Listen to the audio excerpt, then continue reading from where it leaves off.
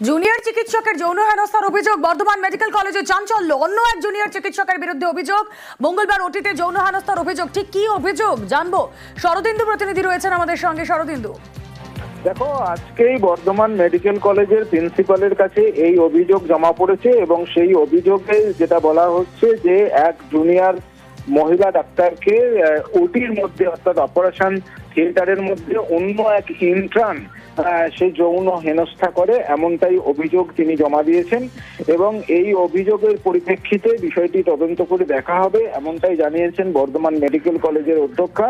এবং তিনি জানিয়েছেন বিষয়টি জেন্ডার কমিটির কাছে পাঠানো হচ্ছে। এ ব্যাপারে শুক্রবার একটি বৈঠক ডাকা আছে, সেই বৈঠকেই বিষয়টি নিয়ে আলোচনা হবে।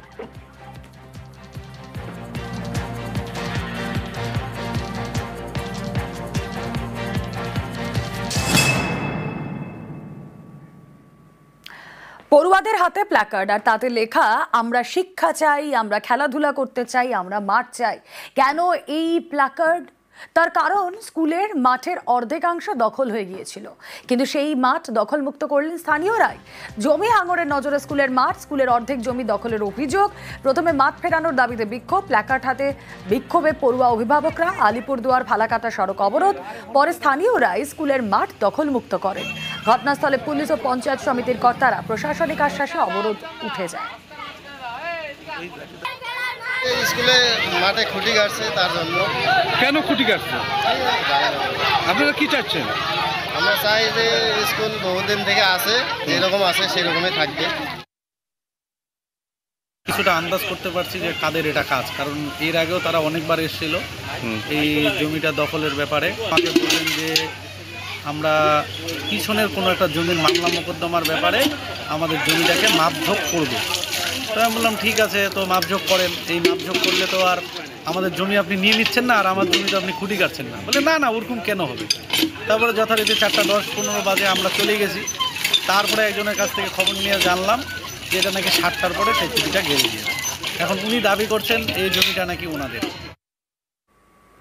জলপাইগুড়ি শহরে 5তলা মার্কেট কমপ্লেক্স। পুরসভার এই মার্কেট থেকে বিভিন্ন সামগ্রী চুরি হয়ে যাচ্ছে। 5তলা মার্কেটে বসছে নেশার আসর। থানায় নালিশ জানিয়েছে জলপাইগুড়ি পুরসভা।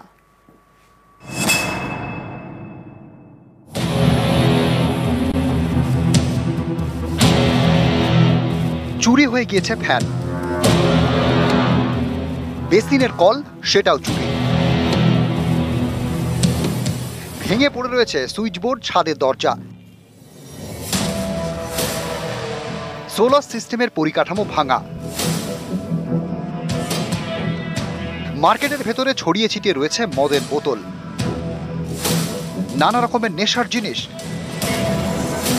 জলপাইগুড়ি শহরের দিনবাজারে পুরসভার মার্কেট, এই মার্কেট কমপ্লেক্সের এমনই দশা।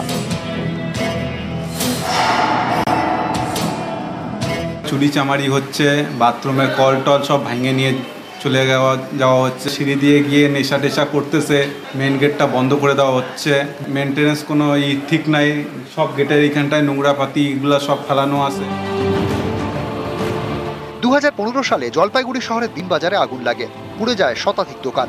সেখানে মার্কেট কমপ্লেক্স তৈরি করে উত্তরবঙ্গ উন্নয়ন দপ্তর। এখন এই মার্কেট কমপ্লেক্সের দায়িত্বে জলপাইগুড়ি পুরসভা। পুরসভার এই মার্কেটে প্রায় চুরি হচ্ছে বলে অভিযোগ। রোজ বসছে নেশার আসর। 5তলা সরকারি মার্কেট কমপ্লেক্স, সম্প্রতি দোকান বসা শুরু হয়েছে। দোকানদারদের অভিযোগ, এত বড় ভবন দেখাশোনার জন্য কোনো নিরাপত্তা ব্যবস্থাই নেই। ব্যবসা করতেছি, কোনো কিছু সিকিউরিটি নাই, জিনিসপত্র চুরি হয়ে যাচ্ছে। নেশা করে, অনেকজনই নেশা করে, উপরে এসে সিঁড়ির উপরে বসে। বিল্ডিংয়ের কিছু কাজকর্ম বাকি ছিল, এখনো কাজ চলছে। অনেক যন্ত্রাংশ নিয়ে গেছে, থানায় এফআইআর করেছি। 2 বেলায় যাতে নাইট গার্ড দেওয়া হয় সে ব্যাপারে ব্যবস্থা গ্রহণ করছি। আমাদের কন্টিনিউসলি অভিযান চলে, ওটার মধ্যে আমরা অনেকবার অ্যারেস্ট করে যারা সাপ্লায়ার আছে, যারা এই নেশাগ্রস্ত আছে, ওনাদেরকে আমরা রিহ্যাবিলিটেশন সেন্টারে পাঠাও। এই জিনিসটা আমাদের কন্টিনিউস। জলপাইগুড়ি থেকে ক্যামেরায় পিনাকি শীলের সঙ্গে শান্তনু কর, নিউজ 18 বাংলা। ভুয়ো নথি দিয়ে জমি রেজিস্ট্রির চেষ্টা। উত্তর দিনাজপুরের ইসলামপুরে গ্রেফতার 4, নাম পরিচয় বদলে জমি রেজিস্ট্রির চেষ্টা। সন্দেহ হয় রেজিস্ট্রি অফিসের আধিকারিকদের। অভিযুক্ত 4 জনকে গ্রেফতার করে পুলিশ। ধৃতরা সবাই ইসলামপুরেরই বাসিন্দা।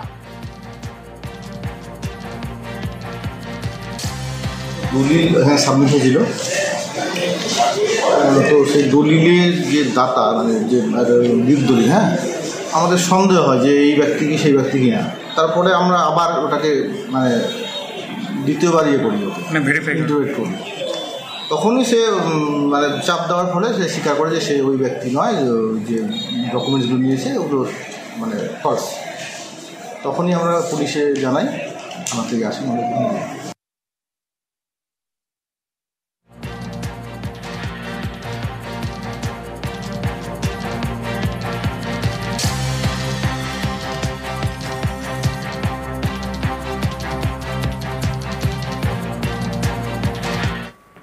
সিউড়িতে বোমা বাজছে দুষ্কৃতীরা, ভিডিও দেখিয়ে দাবি সিউড়ি তৃণমূল নেতার। সিউড়ি 2 নম্বর ব্লকের হারাইপুরে বোমাবাজির অভিযোগ, এলাকা অশান্ত করতে বোমা আগ্নেয়াস্ত্র। ছবি দেখে অভিযুক্তদের চিহ্নিত করার আর্জি পুলিশকে।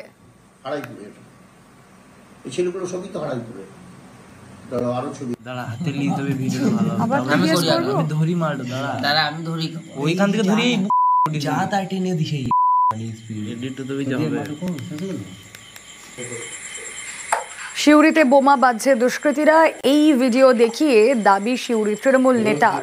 সিউড়ি 2 নম্বর ব্লকের ছবি, হারাইপুরে বোমাবাজির অভিযোগ, এলাকা অশান্ত করতে বোমা আগ্নেয়াস্ত্র। ছবি দেখে অভিযুক্তদের চিহ্নিত করার আর্জি পুলিশকে। শুধু একরকম নাকি হারাইপুরে, এই ছেলেগুলো সবই তো হারাইপুরে। ধরো আরো ছবি দেখাচ্ছে, এরকম অভিযোগ সিউড়ি থানার আইসিকে আমি অসংখ্য দিয়েছি, কিন্তু আদৌ রিকভারি হবে কিনা আমি জানি না। কারা করছে এগুলো, কাদের দ্বারা? এই তো যাদের আছে এই ছবিগুলো দেখতে হবে। আমি এখানে কিছু বলছি না, এই ছেলেগুলোকে ধরলেই বোঝা যাবে কারা এরা। এই যে একটা ব্লাস্ট হলো দমদমাতে, একটা পুলিশ একটা সুমোটো কেস করেছে, যার বিরুদ্ধে কেস করেছে পুলিশ তাকে অ্যারেস্ট করেছে। আমরা তো হাই লেভেলে এগুলো জানাবো, এটা কোনো বিষয় নয়। এই জেলার মানুষ হিসাবে এটা আপনাদেরকে ভাবতে হবে যে কি হতে চলেছে। বাংলা বললেই বাংলাদেশি তকমা, ভিন রাজ্যে আটক বাংলার পরিযায়ী শ্রমিক। ওড়িশায় পুলিশি হেনস্থার শিকার চন্দ্রকোনা শ্রমিক। বাংলাদেশি সন্দেহে 26শে জুন থেকে ওড়িশার কটকে আটক চন্দ্রকোনার শেখ হানিফ আলী। বৈধ নথি থাকা সত্ত্বেও আটক বলে অভিযোগ পরিবারের। শ্রমিককে রাজ্যে ফিরিয়ে আনতে মুখ্য সচিবকে দরবার, পুলিশ সুপারকেও পদক্ষেপের আবেদন পরিবারের। ফার্নিচারে কাজ করতো, কাঠের কাজ। হ্যাঁ কাঠের কাজ করতো, ওই উড়িষ্যার কাছে করছি। হ্যাঁ হ্যাঁ। তারপর কি খবর এসছে? কি সে খবর এসছে মানে কাজ করতে করতে বলছে শুয়েছিল কোথাও বিল্ডিং এ, এখানকার বাসিন্দার নাই বলে তাকে তুলে নিয়ে গেছে। বাংলাদেশি হ্যাঁ বলছে নাকি? হ্যাঁ বাংলাদেশের বলছি। বলেছিল শুধু ভিটের জায়গায় একটু দলিল চাই। হ্যাঁ দলিলটি আমি দিতে পারছি না, এইটি আমার রেকর্ডটা দিয়েছে। রেকর্ড দিয়েছেন? হ্যাঁ।